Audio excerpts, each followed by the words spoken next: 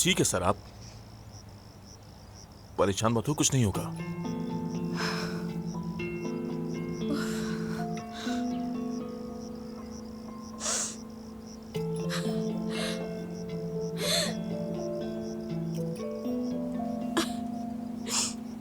माफी चाहती हूँ फारूक साहब, मगर अब और बर्दाश्त नहीं कर सकती हूँ मैं।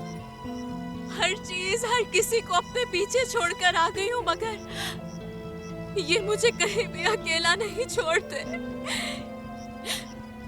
बहुत थक गई हूँ मैं वाकई थक गई हूँ। अब नहीं होगा मुझसे।